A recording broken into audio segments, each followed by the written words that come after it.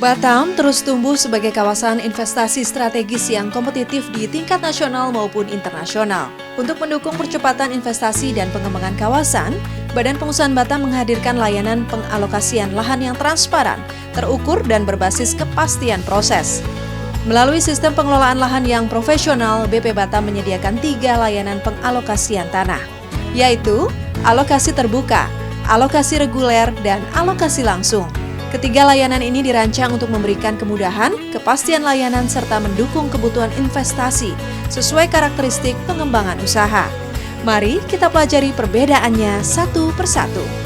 Alokasi terbuka merupakan pengalokasian tanah yang telah dilakukan pematangan tanah.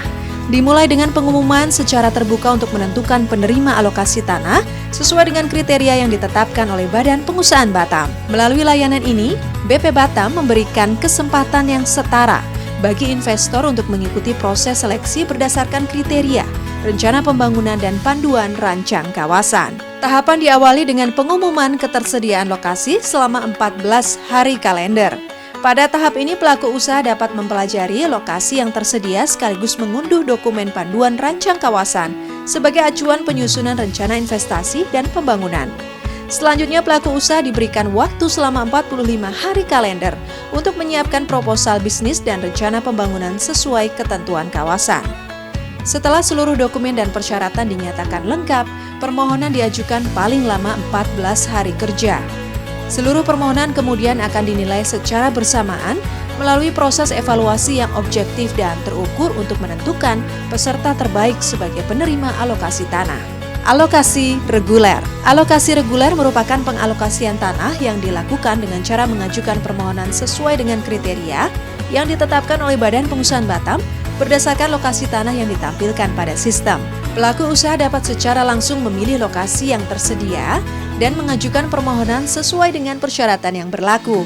Informasi ketersediaan lokasi diumumkan paling lambat 5 hari kalender melalui sistem. Selanjutnya, pelaku usaha diberikan waktu 45 hari kalender untuk menyusun rencana bisnis dan rencana pembangunan sesuai panduan kawasan.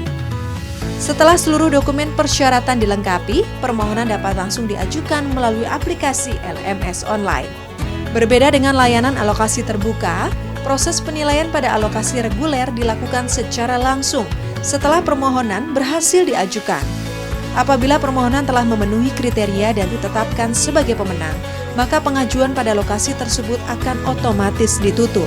Alokasi langsung merupakan pengalokasian tanah yang dilakukan dengan cara mengajukan permohonan sesuai dengan kriteria yang ditetapkan oleh Badan Pengusahaan Batam pada lokasi tanah tertentu dan melampirkan peta lokasi yang dimohonkan.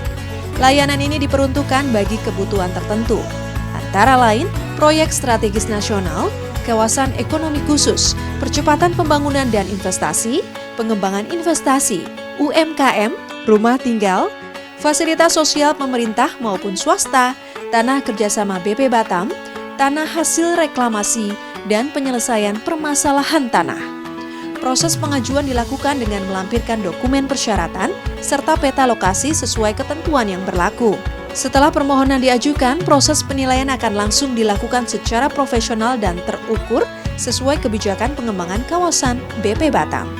Seluruh layanan alokasi lahan di BP Batam dilaksanakan melalui proses penilaian yang mencakup aspek rencana teknis, rencana bisnis dan investasi, serta legalitas pemohon. Melalui 3 layanan pengalokasian lahan ini, BP Batam berkomitmen menghadirkan layanan yang transparan, efisien, dan memberikan kepastian proses bagi dunia usaha dan investor.